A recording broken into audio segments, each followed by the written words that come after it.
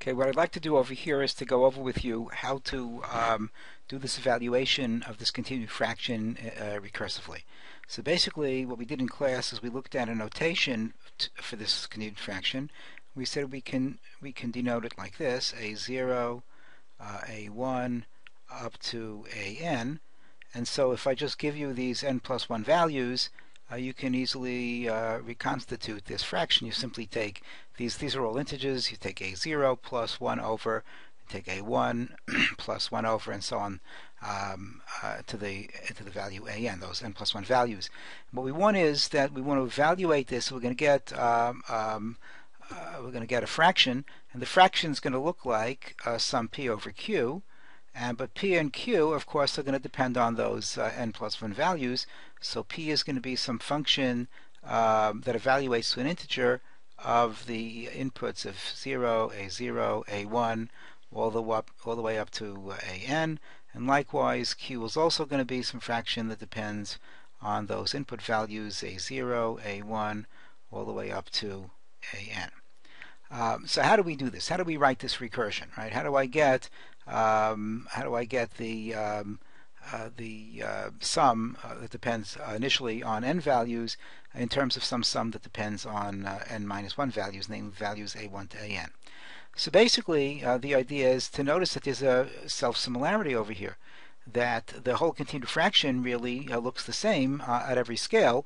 Namely, at every level you have some constant. In this case, you start with a constant a0, and then 1 over something that looks exactly the same, but it's a1 plus 1 over, and so on. That's the basic insight. So if we use this bracket notation to represent the continued fraction, we can rewrite this whole thing as follows. We can say, well, this is really equal to, we just rewrite this is equal to that same a0, right, that original a0 from up here, right, that a0 plus 1 over this continued fraction, right, this continued fraction over here, but we're going to use that notation, so it's going to be 1 over a1, a2, right, because we're just looking at this piece of it over here, right, a1, a2, a3, all the way up to an. Now, if we rewrite this as a fraction, right, if we treat a1 to an, this continued fraction, as some fraction p over q, well, that's going to yield us a0, that same a0 from here, plus 1 over p. But now p depends not on n plus 1 inputs, but rather only on n inputs. Here's where the recursion is coming in. So that's going to be p of a1, a2, all the way up to an, over q of a1, a2, all up to an.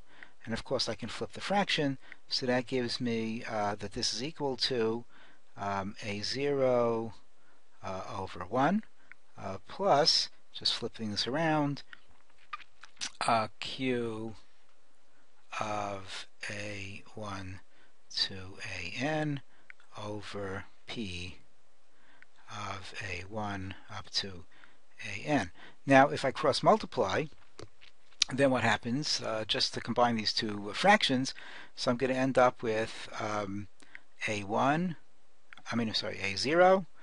times this guy down here, so a0 times p of a1 up to an, that's because of this, plus 1 times the q, so it's going to be q of a1 to an, and then the denominator of the whole thing is going to be 1 times the p, so it's going to be just simply p of a1 to an. Well, here's the clincher over here. So this is equal to this original notation here, but since this piece is, we're writing it as this fraction, so this is now going to be equal to the original fraction of p of a0, a1 to an, over q of the original inputs of q of a0, a1 to an. And what we've accomplished is we've defined the p and q that originally depended on n plus 1 inputs, 0 to n, in terms of the original a0 plus that p and q, those same p's and q's, the same functions, but now those functions depend on n values, right, a1 to an, rather than n plus 1. So the final insight is the following, that these numerators and denominators have to be the same. So if I look at this numerator over here, well, this p1 a0 to an has to be equal to this numerator over here. So that's actually a function, right? I simply write that as a recursive function, that the function p of n plus 1 parameters is equal to a0 plus a0 times that function p on the n parameters plus the q function on those n parameters. And likewise, the denominator, the q here on the bottom, is for n plus 1 values is simply equal to the call on the function p for n parameters. That gives us the recursive call. This really works if you work it out. And the only thing that that we have to realize now is the needed base case for the recursion. The base case would be when the original continued fraction just had one value, just like an a0. So we would write that like this a0.